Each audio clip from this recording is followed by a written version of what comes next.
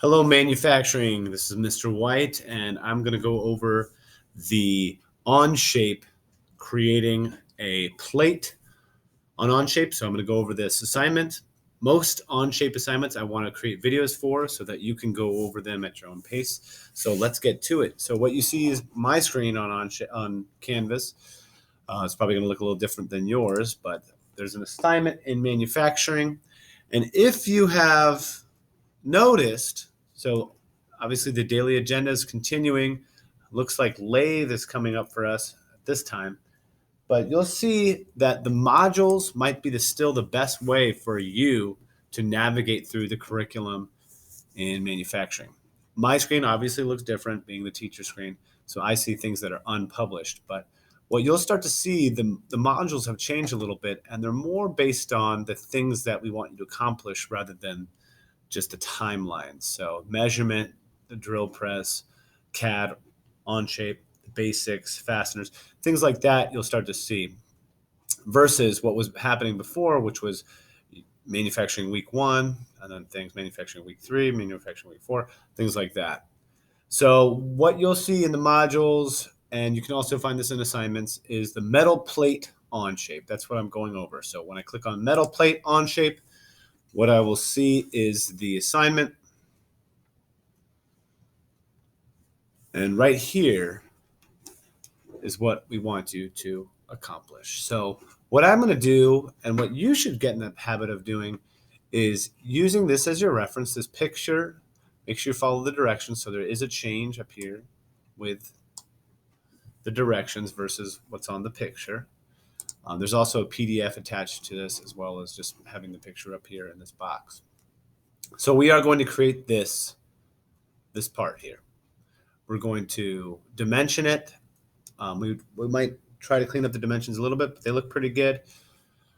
But you can see that there is a modification to the picture here, and it does say that this larger hole in our plate, instead of it being a 0.656 size diameter hole, it's going to be a 375 diameter hole. So it's going to be quite a bit smaller, and that's the only modification it says. So is it going to move? No, it's going to stay in the same location. It's just going to be a smaller hole. All right, so I'm going to get into modeling this. So where do I begin? Well, I'm going to go log into Onshape. So hopefully this is something that you guys are used to doing. If I go to onshape.com, I'll see a screen like this, and I'm going to sign in. You guys are all used to this. I was going to sign in before the video, but I just wanted you to have this refresher as well. That, hey, oh yeah, you have to go to onshape.com. Your email, typically I'd said use your email, school email, and use your school password so that you cannot hopefully have an easier time remembering it. What you'll see when you open up Onshape, you'll probably see more in my Onshape than you do in yours, but maybe, I don't know, maybe you have a hobby working with this CAD. So you'll see a bunch of things that you previously working on, possible folders, parts, things that are shared with you. You're going to create a new part. So you're going to create a document. That's what it's called in Onshape. So the document's going to encompass the part, the drawing file, and everything. So I'm going to call this metal plate. And for me, I'm going to say manufacturing 1. But you might not need to put manufacturing 1. And I'm going to go, okay. What's going to happen is it's going to load up this screen right here. These are the 3 planes that we talk about, the 3 dimensions. We say, oh, it's 3-dimensional. Yes, we have this plane right here. We call it the right plane. Looks like it's the YZ axis. We have the XY, and we have the XZ. So here it is right here. All right. Or front, right, top, even better. So we are going to create that plate. I'm just going to use it. I'm going to create a sketch on the front face. So I'm going to click sketch, and I'm going to click the front face. Something I like to do when I'm sketching is I like to look at it straight on. There is a hotkey on your keypad for this, N for napkin or ninja.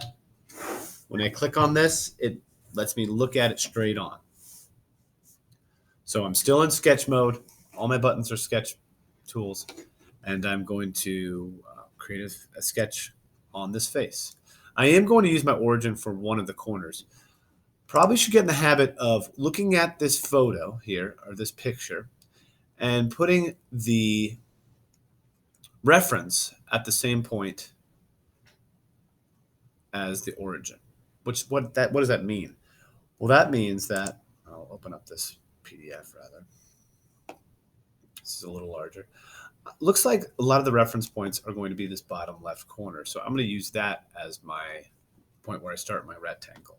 So what is the size rectangle I'm going to create? Well, what are the main dimensions? What are the overall dimensions of this thing? What you see here is you have a length of this at 3.461. And we have a height. We don't have an overall height. That's probably something I would add. But we do have a height going to a certain point up here. And then we have this radius over here. And we have this point right here. So we actually have this and this radius, which is going to be helpful for us. So I think this is going to be 1.923. If we add this radius of this circle, this outside edge, and this dimension here, that's going to be something that makes sense. Pause this video. So it's hard to come up with the overall height here, but if you look over the right side sketch, we do get this overall height. So this radius does not go down to the center of the circle, so that's not going to be the entire height. What we need to know, though, is we do have the height at 2.123. So we have the length and we have the height. That's good enough to start. Let's go back. So 3, 4, 6, 1, 2, 1, 2, 3. Let's create a rectangle. I'm going to click on rectangle up here. I'm going to start with that origin point. I'm going to move up to the left like this. And I have these dimensions here. They're a little bit big. Let me go ahead and dimension those. So I'm going to click on dimension tool here. And there's a couple of different ways to dimension the height like this. I can click on this single line if I would want to. I have a 2.01136. Well, what was that supposed to be? Going back, this is what you have to do to get used to flipping through these tabs. 2.123. 2.123 is the height there. And the length here, if we look at it, 3.461. 3.461. There we go. Pretty close rectangle right here. I'm going to go ahead and finish that sketch. I didn't have to finish the sketch, but you can see there's several different ways, strategies to do this. So I could have made all these other cuts and things on this sketch, but I'm going to go ahead and finish it and pretend like I'm modeling it very similarly to how you're actually going to create this in the lab. So I'm going to extrude this part out. So once I finish the sketch, you can see my tools become these 3D modeling tools rather. So I'm going to click on the extrude. Everything on the left is more commonly used than things on the far right. So if I click here, extrude, you can see this comes up. I'll select the shape. Now I like sketching by looking at the shape straight on, but I don't like that when I'm doing the features because it's way easier to see what's going on when you have them in the isometric or trimetric view. You can see what's going on a little bit better. So I don't want to extrude this thing out 1 inch. I want to look at my sketch and see what is the thickness of this, and I can see right here that it is 0.125, so it's 1/8 of an inch. So I can go ahead and type 0.125 here and press enter, or I could say, you know what, if you were given a fraction for whatever reason, I could type 1/8, like 1 divided by 8. It would give me the same thing. Well, I'm going to say, yep, finish my sketch. I have this. So this would be a similar piece of metal, aluminum, that you're given, or steel. I forget what it is now, I think. I think it might be steel, actually, that you're given. And then you are going to create what's on this drawing file from this plate right here. So the next thing I'm about to show is one of the most important things when you're 3D CADing. It's how to create a sketch on a part, an already developed part. So we have this plate here. Very easy. There's a bunch of different ways to do it. I could click on sketch over here and then click my new plane, which is the face of that part. I could right click on this. I could even left click and select something. So I did already do it. I clicked the sketch and then I clicked the part's face. Now I'm back in my sketch tools. Again, I like to look at this thing straight on. I'm going to click N on my keyboard. It's a hotkey. Notice I can also move up here to the front face and it'd be the same thing. But N makes you look straight on to whatever you're drawing. So it's kind of helpful, especially if you're drawing something at an angle that's not like matching up with one of these faces on the view bar over here, the view cube. Okay, I'm going to go ahead and create these cutouts. So you know what change am I making to this rectangle? Well, I'm making a small hole down here in this corner. I'm making a little bit larger hole. Remember, it's not 0.656. There's a modification to that. It's 0.375. I have this cutout up here, and then I also have this rounded corner over here. So I'm going to go ahead and try to make those things in my model. Make them to the dimensions that I see here. Okay, what am I going to do first? Well, I'm probably going to do this little cutout, this rectangle cutout first, okay? So let's take a look at what that is. So it starts 0.25 in, and then it ends 1.237. So notice what's being dimensioned here. Let me zoom in just a little bit. So the point where it starts is 0.25 from this axis, this y-axis. That's the point it starts. And then it ends at 1.237. So the overall length of this thing, I can take my calculator. And again, it's easier to do it like this when I'm creating it the way that's dimensioned. Then you're like, why doesn't this person just dimension this distance here? Again, you want to be, when you're creating it in the lab, it's going to be easier to reference a side. So for example, we did this week, we were in the lab and we practiced edge finding. Well, once you find this edge, this style of dimensioning is way easier because you have this reference and then you can just move it over, your tool over 0.25, make this cut, and then keep moving your tool over until you reach on the digital readout 1.237.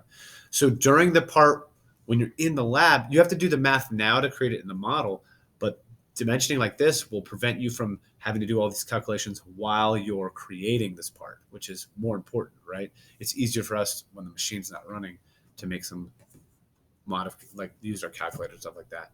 But it would be a lot more annoying, or whatever you want to call it, while your machine's running and you're making the part and say, oh, how far do I need to go? It's spelled out for you, right? Move your DR, or move the tool so that until the DRO is reading 2.50, make this cut, insert it at, we're going to find the depth, move the tool until the DRO is reading 1.237.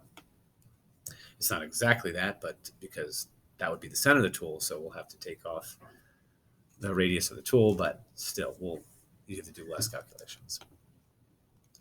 So let's do the difference now. What is this distance right here? So it's the difference, right? I can take 1.237 and 2.50, but I don't really even have to do that in this. So actually, I can model without this calculator using those two dimensions, and I'll show you. 2.50, 1.237.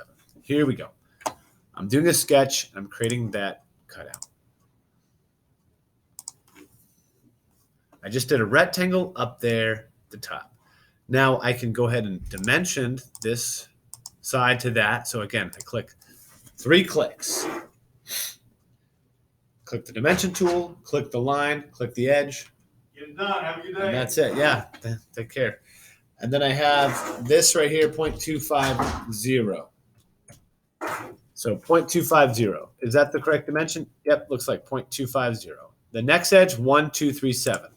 So again, dimension tool, make sure that's highlighted. Click this edge, click the edge I'm referencing, this y-axis, that line, and then click off of it. So 3 clicks. Make sure this is highlighted. Click the edge we want to dimension. Click what reference edge we want to dimension from, and then click off of the edge, preferably somewhere like this so you can see it. And then you can modify it. 0.1, 2, 3. Man, I do not have a good memory for this. 1, 1, 2, 3, 7. Here we go.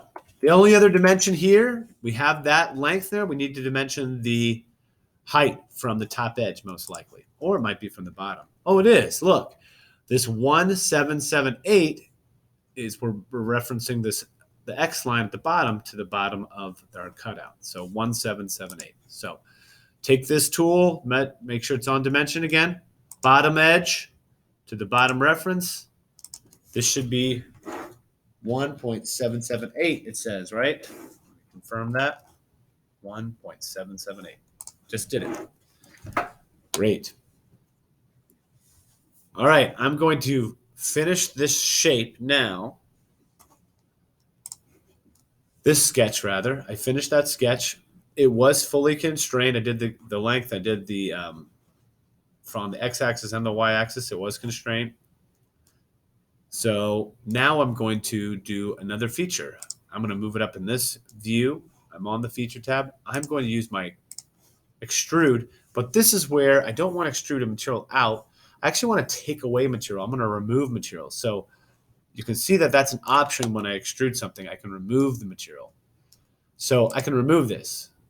Now, when I remove, I'm limiting the number of clicks I'm doing right now. So if I change the direction, press remove, it would do the same thing. But knowing that if it says add here like this, it knows, hey, if you're going to add material, you're probably going to come out and add it like in this direction or the other direction. But if I change the direction here, it doesn't automatically go to remove. I'd have to then select the remove. This is just a little like thing to limit clicks when you get at it. If you already know you're going to remove it, I can click remove, and it made it different now that I messed with it, but it should automatically adjust and go back into the part just because it knows that probably taking away that material. Get in the habit of, even though this would work right now, get in the habit of changing that depth to a blind cut, or not blind cut, but through all would be the example. If I did blind, it gives me a dimension that I would want that to be removed to. I can also go to up to the next face and click the backside of that part or something like that. But I'm just going to do a through all extrusion. So again, remove, make sure it's going back into the part, cutting that away, and through all, and then press the green check mark. So I've taken this square out of it. The other things I would need to choose to do is to round this edge, create these two holes. So the holes, the diameter of the holes is not all you need. You also need to know where the hole location is and this dimension to the center of the hole. If I look at these two dimensions here, this 0.557 and 0.506, that's the location of the hole in accordance with our reference bottom left corner. Okay, so I can go ahead and make a couple points. So right click on this, new sketch. That's another way to do that. For a new sketch, I'm going to create a point. I'll put a point here. And I'll put a point up here and see if I can create my other hole. And what I'm doing is I'm going to do a hole feature after I move this point in the correct location. So I'm going to dimension from the bottom edge of this point. Again, I clicked dimension tool. I clicked on the point. I clicked the bottom edge. And then I clicked off of this. Now I can go ahead and say, you know what? This is going to be a distance of 0.506. So 0.506. This point from the y-axis. I'm going to click off of it. So the point, I click the y-axis. And now how far away from the y-axis do I want this thing? Well, let's take a look at the drawing. It's 0.557. Okay. 0.557. Great. Wonderful. What about this point over here? That one's already we have the right location. Let's look at this point. From the bottom edge, it's 1.423. And from the y-axis, it's 2.836. You might think, well, it's easier to, like a shorter dimension to go from this side to that point. It would be, but again, thinking back, creating this part, you already have the edge of this found, ideally when you're creating it using the edge finder. So you on the DRO, you can go ahead and find that center, that point from this edge, rather than having to find this new edge and things like that to get to the right location. So it's less work referencing like this when the part is in the vise on the mill, for example. So from that left edge, we are going to be 2836 and then 1423 from the bottom. Okay. So let's do the first one, 2836 from the Y. 0.2836. Oops. Here's a good example. If I click exit on my to get back to the mouse, by the way, if I highlight that, I need to change it. Oops, I need to change it to 0.386. Make sure that's right. Did I get it? 2836. Ah, jeez. Click on it again. 2.836. All right, great. I'm going to go on my dimension tool again, and I'm going to dimension this from what? Well, let's take a look. It's dimensioning it from the bottom edge, right? It's closer to the top, but again, we're referencing this bottom left corner. So the x-axis, 1423, 1.423. Here we go. 1.423. There's the point there, the second point. All right, something that I can also do, and might as well take care of it now while I'm in this sketch. Nah, I'm not going to do it. I was going to do the radius, but I'll wait for another sketch for organization purposes. I'm going to go ahead and finish this sketch. I have these 2 points here. I am going to use the whole feature now. So I'm not using the extrude feature, which we've used. I'm going to use the whole feature. Click that hole. And then I'm going to click this point that I created down here. And I'm going to make sure that it is it's going to be a simple hole that I'm making. I don't think it's tapped or anything like that. It doesn't have any of that in the drawing, so we're not going to worry about it being tapped. So we're just going to say a simple hole.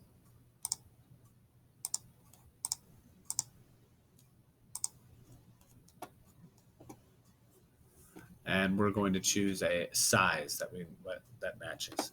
So what is it? It's a 0.201. It is tapped though. Oh man, it's a 1/420. Oh, okay. So it's a 1/420 tapped hole. Oh, okay. So is it going to be 0.25 diameter? You're like, oh, it's a 1/420, right? 1/4 inch. No, it's a 1/420. So it's going to be smaller, right? A 1/420 bolt would fit into this thing and thread into it. So we need to make sure that we're choosing tapped, 1/4 inch. Again, it might not be 1/4 inch. We want to make sure we choose the right thing. It's 1/420 tapped, diameter 2.01. So we make sure that we're going to have a diameter of 2.01 when we select the right option here. So ANSI tapped to here.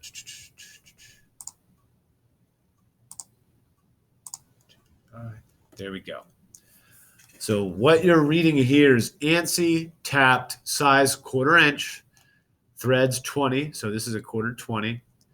And you can see that if you do that, if you select the right option, 0.201 inches is what automatically comes into place. And you can see that lines up with our sketch. So that is that hole right there. I am going to finish that sketch. Boom.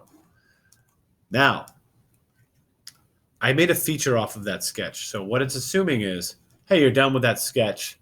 So over here in my toolbar, I can see that the sketch is shadowed out. Like it's like, hey, you don't need it anymore, right? It's like, well, I do actually. I created another point on the sketch. So I'm going to go ahead and show this sketch again and create another feature off that sketch. So I unclicked the cross through the eye so I can see it. So it's not hiding anymore. And I'm going to do the whole feature again. This time I'm going to select this hole. Now, going back to Onshape, we're changing this to a 0.375 diameter hole. This is not a tapped hole, it's just 0.375. So, okay. it's a clearance or drilled, we'll say. And you could choose a certain drill, 0.375. I can find it down here, or I can just make a hole at 0.375. But let's see if we can find one. Oh, look, it's 3/8. That makes sense. So I just made so when I find a drill bit that's 3/8 or 0.375, I know that will work for that hole. I'm going to go ahead and say, yep, we want that. All right. Now I have the holes. The only other feature I need to do for this one currently is this rounded radius edge. So let's go ahead and do that, and we'll be done with this modeling video. So I could have sketched this radius out, but I can also use a feature for this radius.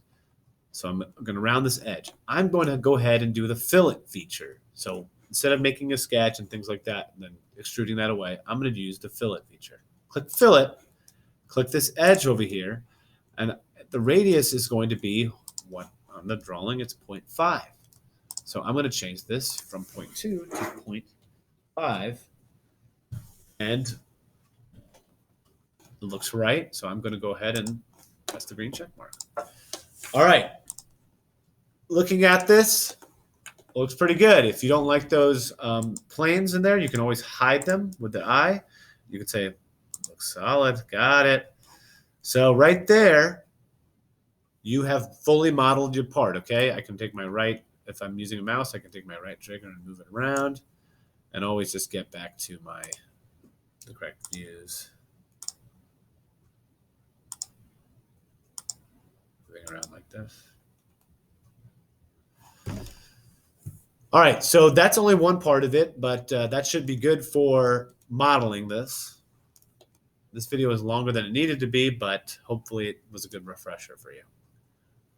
Now, the last thing I would do, to show you again, because I feel like I always have to say this, but if you're going to share this model, you're not completely done. We need to make the drawing file for this. But if you're going to share something, go to the Share tab at the top right, click on Link Sharing, and make sure you turn that on. And when you turn this on, it allows you to copy the URL. It's the same right here as it is right here.